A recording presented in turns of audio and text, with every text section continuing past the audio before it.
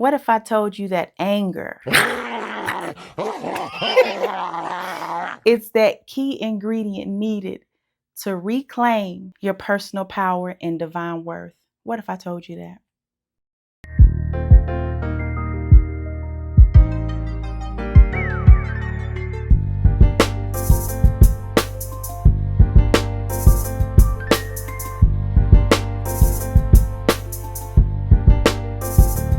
Hello, hello, peace and love. I hope that you are healthy, happy, and in good spirits. I am Coach Latasha, certified self-revival and master spirit coach. I empower survivors of domestic abuse and sex trauma by teaching you how to get out of survival mode and step into your self-directed, sovereign, free life with confidence and authority. So I'm talking about why is anger so important, and how it aids you, how it can be one of the most powerful, vital tools needed to reclaim your personal power and divine worth. First, I want you to just take a moment to sink in what that really means, the heaviness of what this means and what you carry. You're reclaiming it. If you're reclaiming it, it's been there. You're going back to it. You're remembering it. You're picking it back up. You are reclaiming your personal power, meaning that it's yours, it's with you, it was assigned to you, it's yours to use, it's yours to amplify, it's yours to cherish. Your personal power, the effect that you have, the ripple effect, the currency, the light that follows anything that you touch, your personal power, all compiled with your divine worth, not the worth that this world gives you, that friends and family may or may not give you, that worth that was assigned to you by being a child of the Most High. That light that cannot be diminished. You are a spiritual being having a human experience. Your divine worth is infinity. Did you hear that? Infinity. Let that sink in of what I'm saying. I don't want simple words to make you allow you to miss the magnitude of what I'm saying, of what you carry and what we are getting back in touch with today, and how anger, honey, that anger. Okay. Now I'm feisty myself. I am very feisty when I want to be. Most of the time I'm low key, but honey, when I get feisty, there comes a time and a place for that fierceness and all of the emotions and passion and body and chemical responses that our bodies receive from anger makes it an extra powerful tool. When we are in the heat of the moment, when there is either an emotional or physical trigger that makes us feel fear, disrespect, something that arises a flight or fight response within us, when your body chooses the path of fight, okay? Fight meaning you want to confront the issue. Fight meaning you are wanting to stand your ground and stand your territory, and you are sick and tired. When you're in flight mode, it's more of a passive thing, avoiding conflict, avoiding the confrontation. When your body feels that powerful adrenaline rush, that powerful response of anger, and that anger makes you want to fight for yourself, that's something to embrace. That's something to embrace. That's pure, juicy power to work with. Okay? And this is all part of what society likes to call the dark feminine and attach negative qualities to it. What's dark about that? What's dark about tapping into that energy of the things that made you feel hurt, pain, disrespect, sit in your body, rather than get it out you and put it to use to heal yourself, rather than letting that resentment, anger, grief sit in your body? Take a hold of that anger, recognize when it's there, and use it to your benefit. Anger lets you know that there are things that need to be dealt with. It lets you know everything in your life that you need to clean up, whether it's exaggerated anger, anger that may not feel justified, that's still an area in your life that you need to clean up, to where you might could say, you know what? Maybe I do not have my emotions regulated. Maybe I respond to certain things a little too drastically, which is very common of survivors. It's okay.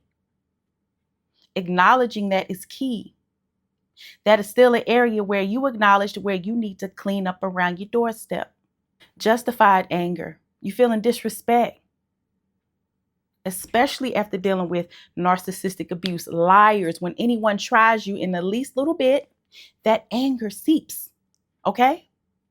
Now, this doesn't mean just fly off the broom handle at anybody who says anything. You don't know, okay?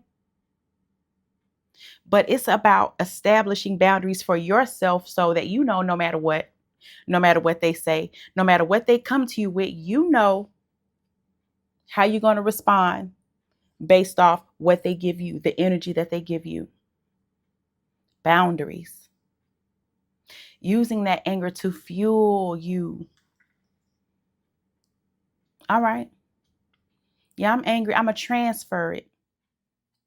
And some great ways to transfer that energy is to do some cord cutting, some releasing, cord cutting ceremonies, especially if there is a person, a specific group, somebody who has targeted you that maybe you have a lot of anger towards, resentment towards. I love to write and burn things into the atmosphere, okay? Writing, getting it out of the spiritual, putting it into the physical, putting it back into the spiritual by burning it into the atmosphere is power in that intention, that action, that ritual, that act of self-love with yourself. It could be creating a whole day to where maybe you take your spiritual salt baths and you dress nice for yourself, and you do whatever you need to do, and um journal, write, burn, write some things on a bay leaf, write a letter to yourself or to that person that you feel like you need to talk to. Burn it, rip it up if you need to, express that anger, get it out, get it out. Once you can find that tool to get it out your system, a lot of times that allows you a calm enough mind to move into the next step, to say, how else can my life look? What other positive choice can I make rather than letting this affect me?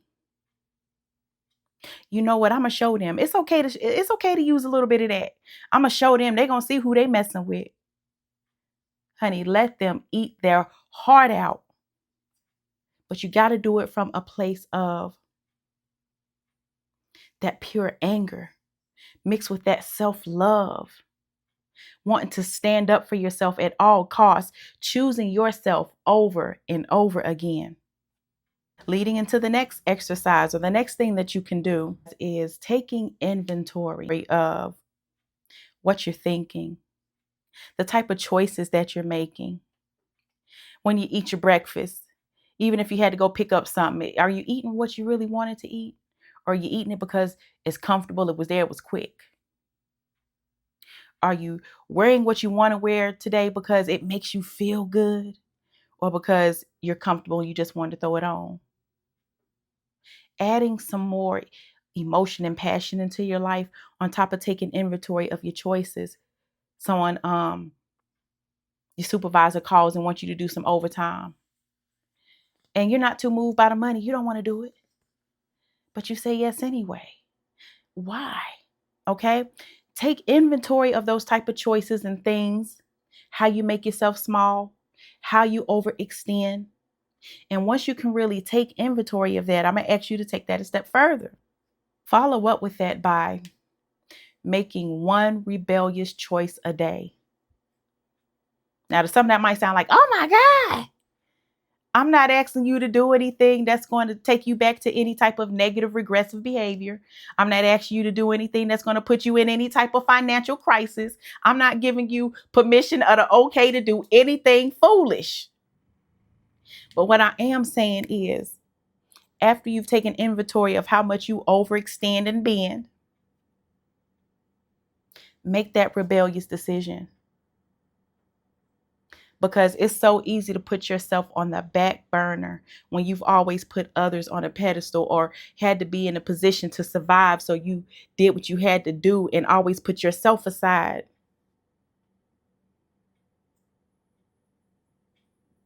If someone told you that wearing a certain type of dress or wearing a certain type of clothing make you look like a slut, with that spiritual manipulation, with that religious manipulation, go on and put on that dress. If you want to make you a little banana split today, make you a little banana split. It's okay. Get back, make sure you get back healthy the next day. Make one rebellious choice, no matter how big or how small. Choose you. Maybe you're always the one to cook for the graduation or the function. And you can make that rebellious choice by saying, you know what, not me, not this year, not this event. Stay home and take a nap. Get some rest and see how good it feels. Make one rebellious choice a day for a week. And if you actually do that, let me know in the comments how that worked out for you. That's really something that is empowering. And as you make that choice, it gives you the courage and the motivation to want to choose yourself more, because the more that you can choose yourself, the first time that you choose yourself, it feels so good. It feels empowering, and you want more of that, because adding to you, and I'm not talking about being selfish here, I'm talking about self-preservation. There are times when we have to sacrifice and do things that we don't want to do in life. That's life. But I'm talking about living an overall life that is on your terms. Next key thing that is key in reclaiming your personal power that never left, that will always be there, and cultivating, magnifying, using your divine worth. You have to get comfortable in your own space so that you could begin to get your mind away from other influences. Now, listen to what I'm saying. I'm not saying isolation. I'm saying limiting the influences of your mind. It could be TV shows, it could be people, anything that can contaminate your mind or pour even more negative energy into you. Shame, like all this social media doom scrolling and watching all these fake looking people on TV. Too much of that'll have you feeling a certain type of way about yourself. Being able to find quiet moments of meditation and peace, and so that you can begin to hear your own thoughts. Sometimes our minds are so clouded with what everyone else thinks, what everyone else wants and needs, and what time I got to do this and that for such and such and such and such. And that's really a lot. Reclaiming your power involves reclaiming your time, reclaiming who gets your time, reclaiming what influences your mind, because that way you're going to be able to communicate with you in the Most High, one-on-one, quietly, in peace, without interruption. And you can start to trust that.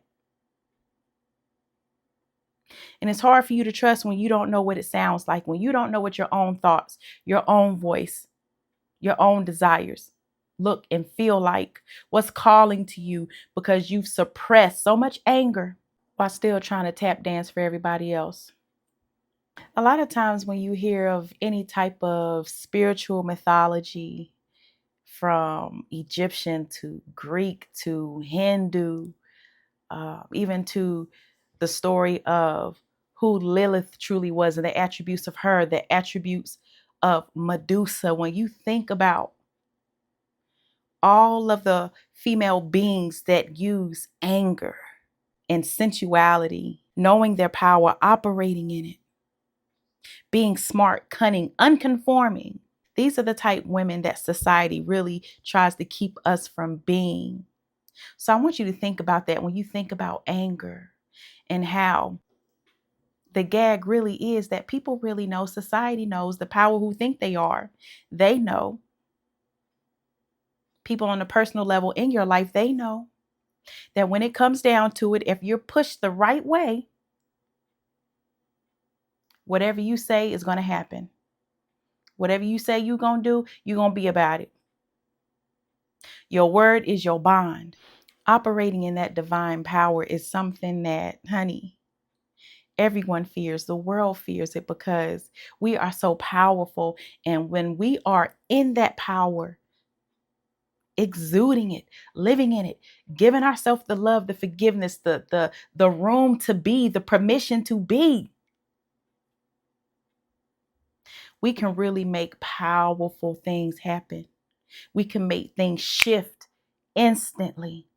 We can attract all types of blessings and help. The possibilities are endless. And it starts with you taking that anger, that pain, that frustration, instead of internalizing it and turning it inward, turning it in yourself, using that pain to sabotage yourself. Depression, poor habits, repeating the same cycles. You can use that energy to pour into yourself, show yourself actions of love, give yourself routines, positive habits in your life. Make those spiritual connections with the Most High by creating those ceremonies, those special times and moments and celebrations for yourself.